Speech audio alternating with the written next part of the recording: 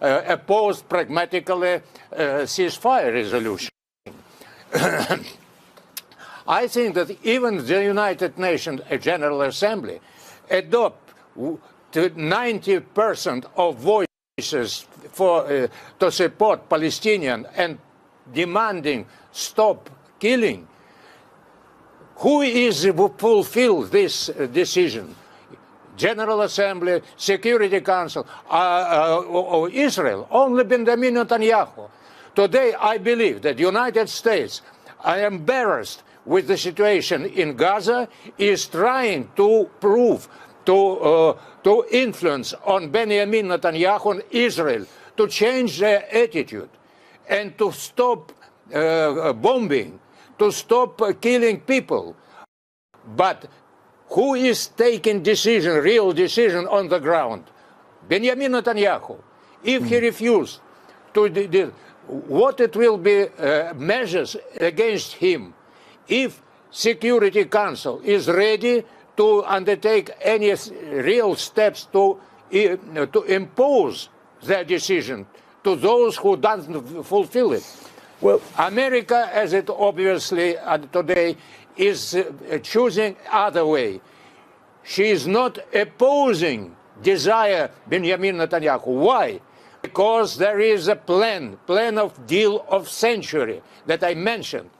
That means that no Palestinian, no Arab on Israeli territory, all of them should be outside the territory. Why they are blaming now Egypt? Why they are blaming now Jordan, who don't accept refugees? Because they are understanding very clearly examples from the previous decades, when they live in their houses, they live in their territory, they live in their soil, they became refugees outside the country.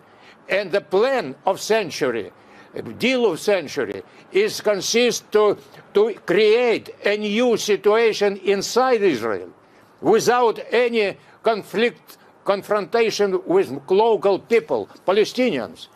I think that this plan of new frontiers in the Middle East, also we can mention the situation in Syria, in Turkey, in Iran, if you allow me to jump Iraq, in respectfully, where is creation of Kurdish state. If I can jump in, you've mentioned the deal of the century multiple times. So that was the nickname given to what the Trump administration had proposed to the Israelis and the Palestinians. It's not active in any way under the Biden administration. However, Biden has addressed this. This is how Biden acknowledged the importance just recently of global public opinion. This is what he had to say. We continue to provide military assistance to Israel until they get rid of Hamas.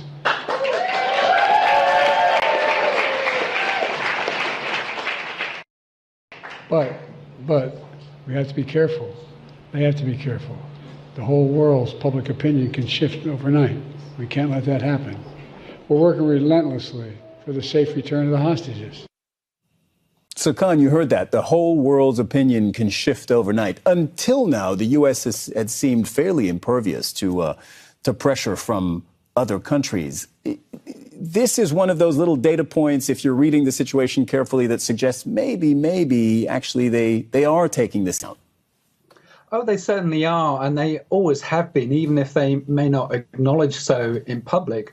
Of course, countries, even ones as powerful and as dominant as the United States, care a great deal about what the rest of the international community think about their actions, and they will be feeling very exposed. They don't like wielding the veto in the UN Security Council. It makes them look very isolated. The vote in the General Assembly will demonstrate the same thing, that there is a large majority of countries in the world who want to ceasefire, and only the US and Israel and a few others oppose it. And that's not a comfortable position for the US to be in. And likewise, Israel. Israel says it doesn't care about international opinion or the views of the UN, but it actually does. And this will exert a certain kind of pressure on them, on the US and Israel, to ultimately stop military action in Gaza. I don't think it will be a military imperative that stops the action in Gaza, whatever the Israelis say about it, I think it will be external diplomatic pressure. Maliha, do you think then that there's a breaking point, so to speak, for the U.S., where the international pressure becomes such that the U.S. stops using, for instance, its veto power and shielding Israel from a UN Security Council call for a ceasefire? Well, if it was there, it should have happened by now. Look at the scale of the killings in Gaza. Look at the number of children who've been killed. Look at the terrible calamity that has befallen Gaza. Global opinion is very clear. Global opinion has been expressed in the previous UN General Assembly resolution. It has been expressed in demonstrations that are taking place across the world. And yet the United States seems to not be responding to this. There's a disconnect between what it says and what it does. It's not new. We've seen it happen before also. But the tragedy is that by the time the United States realizes it, what will be left in Gaza? The death and destruction there, and the fact that the United States continues to provide Israel with weapons and high-tech weapons at that, while saying that it wants to protect civilians in Gaza. I mean, you cannot get a more bigger disconnect than that. So unfortunately, these double standards and the hypocrisy of the US position is something that is being noted across the world. And there will be a diplomatic cost for the United States. But for now, it seems to be impervious to global opinion. And that's all the time we have for today. But I'd like to thank all our guests, Khan Ross, Maliha Lodi, and Vyacheslav Matusov, for taking the time to have this conversation today. And thank you, too, for watching. You can see the program again anytime by visiting our website, aljazeera.com. And for further discussion, do go to our Facebook page. That's facebook.com/AJ Inside Story. You can also join the conversation on X. Our handle there is @AJ Inside Story. From me, Cyril Vanier, and the whole team here in Doha, bye for now.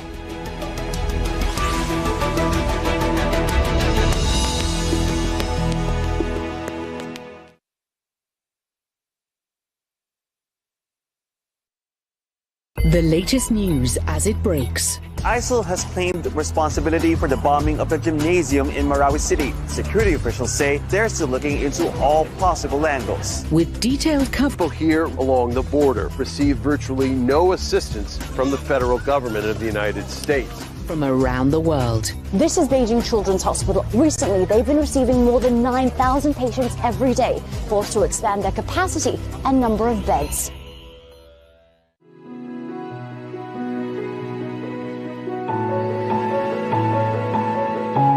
Al Jazeera, wherever you are.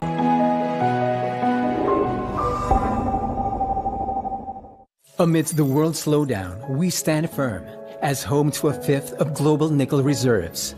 Indonesia is poised to lead the global EV battery industry. We adeptly manage our abundant resources and play a vital role in solar energy harnessing, offering 75% of global carbon credit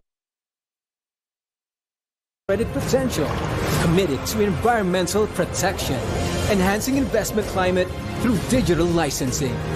Indonesia, your better tomorrow.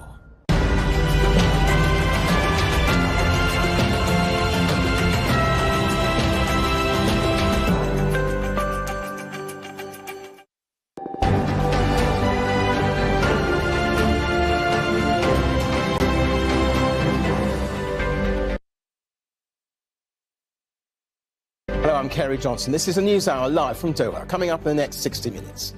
Israeli soldiers stormed the Kamal Adwan hospital in northern Gaza after besieging and bombing.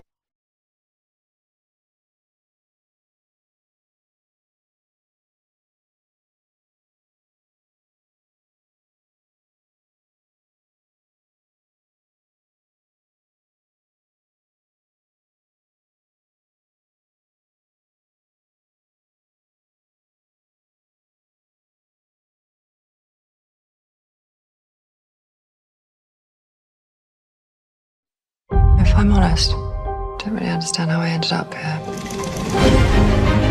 Idag ska vi träffa Sverige. Hugger in på köttet. Så du gillar liksom NATO, skjutvapen och kött. Det är liksom... Jo, men